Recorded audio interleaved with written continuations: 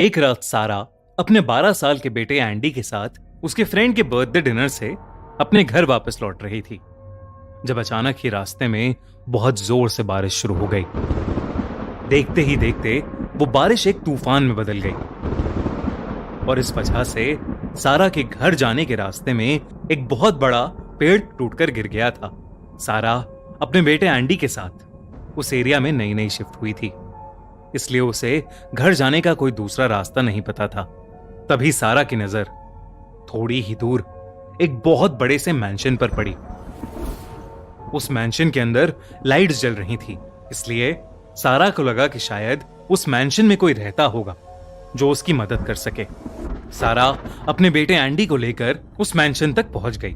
सारा ने उस मैंशन की बेल बहुत बार बजाई, मगर किसी ने दरवाजा ही नहीं खोला। लेकिन फिर वो दरवाजा अपने आप खुल गया।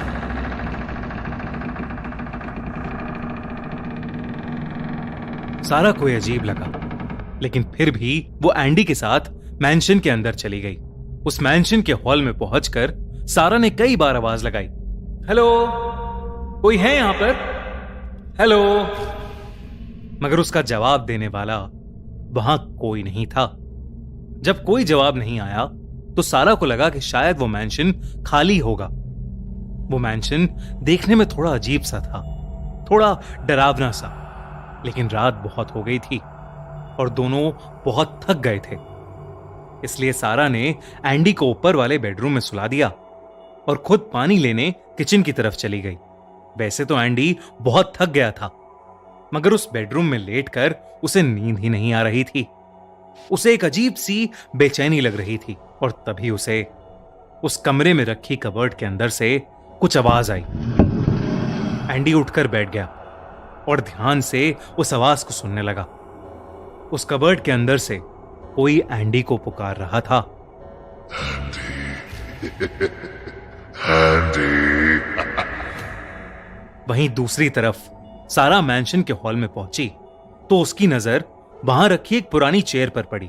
सारा उसी चेयर पर बैठकर पानी पीने लगी, लेकिन तभी वो चेयर अपने आप ही झूलने लगी। घबराहट के मारे सारा के हाथ से पानी का गिलास छूट गया और वो उस चेयर से निकलने की कोशिश करने लगी, मगर तभी वो चेयर खुद ब खुद तेजी से आगे बढ़ने लगी। सारा किसी तरह उस चेयर से कूदी और उस हॉल के फ्लोर पर एक पुतले के पास जाकर गिर पड़ी। सारा उस पुतले के सहारे ऊपर उठी रही थी कि तभी उस पुतले का सर सारा की तरफ मुड़ गया। यह देखकर सारा के होश उड़ गए। डर के मारे वो ऊपर भागी। वहीं ऊपर बेडरूम में अलमारी से आ रही आवाजें सुनकर एंडी अब थोड़ा घबरा गया था। वो धीरे से उठकर उस अलमारी की तरफ जाने लगा, लेकिन उसकी नजर सामने लगे शीशे पर पड़ी। उसे उस शीशे में किसी औरत की परछाई नजर आ रही थी। एंडी ने जब पलटकर पीछे देखा तो वहां कोई नहीं था, मगर जब उसने फिर से शीशे में देखा तो उसका दिल बुरी तरह दहल उठा।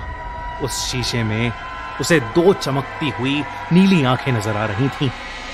वो उसी औरत की परछाई थी जिसने उसे अभी अभी देखा था। एंडी वहीं खड़ा कांपने लगा कि तभी वो औरत बहुत जोर से चिल्लाई और उसने एंडी की तरफ एक बहुत बड़ा चाकू फेंका। एंडी खुद को बचाने के लिए नीचे जमीन पर गिर पड़ा और उस चाकू की वजह से सामने लगा शीशा पूरी तरह टूट गया। तभी सारा दौड़ती हुई वहां आई और उसने देखा कि एंडी जमीन पर पड़ा रो रहा था। और फिर अचानक उस कबर्ड के अंदर से फिर से आवाज आने लगी, मगर इस बार वो आवाज सारा को बुला रही थी। सारा। सारा। सारा को भी अब बहुत ज्यादा डर लगने लगा था। उसे समझ नहीं आ रहा था कि उस मैंशन में उसके साथ क्या हो रहा है। उसने शीशे के पास पड़ा चाकू उठाया और उस कबर्ड की तरफ जाने लगी, लेकिन जैसे ही उसने वो अलमारी खोली वो जोर से चिल्ला उठी।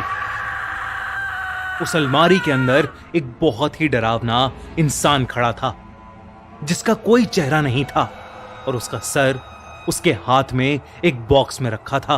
ये देखकर सारा ने तुरंत एंडी का हाथ पकड़ा और उसे लेकर वहां से भागने लगी।